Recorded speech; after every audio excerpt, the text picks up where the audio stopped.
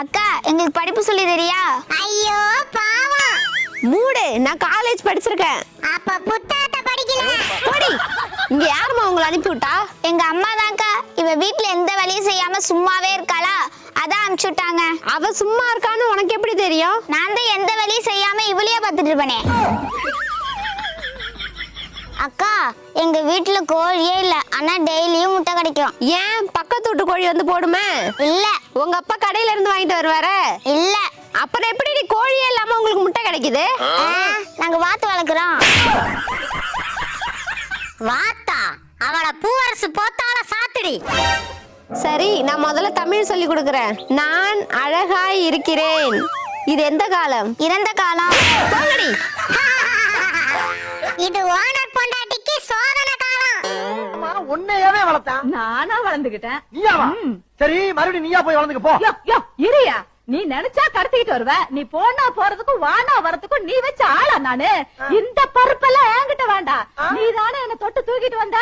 நீதான் என்ன காலம் பூரா வச்சு கஞ்சி ஊத்தணும். யாரு? நானு. நீயே. உனக்கு எனக்கு கஞ்சி. போடி இவள. நானே கஞ்சிக்கு நாயா அலையிறேன், இதுல இவளுக்கு வேற கஞ்சி. யோ, என்ன தனியா சிரிச்சிட்டு இருக்கிற? பைத்தியம் பிடிச்சிச்சா? உனக்கு என்னைக்கு நான் தாலி கட்டினோ அன்னைக்கே எனக்கு பைத்தியம் பிடிச்சிச்சு. இப்போ வர புதுசாக பிடிக்கணுமா? அந்த அண்ணனையும் அந்த அக்காவையும் பார்த்து சிரிச்சிருக்கிறமா? யாரு? அங்க குண்டா ஒரு அக்காவும் சொட்டையா ஒரு அண்ணனும் போறாங்களே, அவங்கள பார்த்தா? ஆமாம்மா ஆமாம்மா. யார், உனக்கு தெரிஞ்சவங்களா? எனக்கு தெரிஞ்சவங்க தாம்மா. அந்த அண்ணனுக்கு பொண்ணு பார்க்கும்போது நான் தாம்மா கூட போயிருந்தேன். அவர் வந்து பொண்ணு குண்டா இருக்கு, எனக்கு வேணாம் அப்படின்ட்டாருமா. இந்த அக்காவுக்கு மாப்பிள்ளை பார்க்கும்போதும் நானும் கூட போயிருந்தேம்மா. இந்த அக்கா வந்து மாப்பிள்ளை சொட்டையா இருக்காரு, எனக்கு வேணாம் அப்படின்னு சொல்லிடுச்சுமா.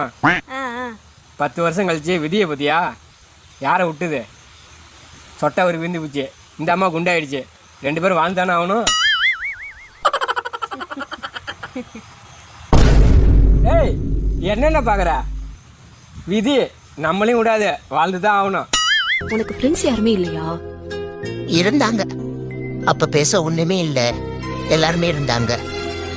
இப்ப பேச நிறைய இருக்கு, கேட்கதான் யாருமே இல்ல. நீ காலையில என்னம்மா டிஃபன் பண்ணி வச்சிருக்க? ரவா பிரியாணி செஞ்சிருக்காங்க. ரவை பிரியாணியா? வித்தியாசமா இருக்கு. பின்ன உப்மான்னு சொன்னா சாப்பிட போறீங்க? ஏங்க, இந்த பால்கோவா எப்படிங்க செய்யணும்? 1 லிட்டர் பால் வாங்கிக்க, அதை 1/2 லிட்டர் பால் ஆகிற வரைக்கும் நல்லா காய்ச்சி. அட போங்க, இதுக்கு நான் 1/2 லிட்டர் பாலாவும் வாங்கிட்டு போறேன். அண்ணா ஒரு 3 கிலோ சிக்கன் போடுங்க. 3 கிலோ சிக்கனா? பரவாயில்லையே, தோப்படுறமா. டெய்லி சிக்கனாக தான் சாப்பிடுவீங்க போல் இருக்கு. இல்ல சிக்கன் வேணாம். ஏமா, என்னாச்சு? வாங்கும் போதே இப்படி கண்ணு வைக்கிறியே, அதை போய் வீட்டுல செஞ்சு சாப்பிட்டா வயிற்றால தான் போகும். ஏங்க, இந்த நகை விலையெல்லாம் நாளுக்கு நாள் ஏறிட்டே போகுது, அது குறையணும். அதுக்கு ஏதோ ஒரு ஐடியா இருந்தா சொல்லுங்களேன். பெண்கள் யாருமே 1 வருஷம் நகை வாங்காதீங்க. 1 வருஷத்துக்கு நகை வாங்காம இருந்தா நகை விலை பாதியா குறைஞ்சிரும். பைத்தியம். உண்மையை சொல்றோம்லாம் பைத்தியக்காரன்.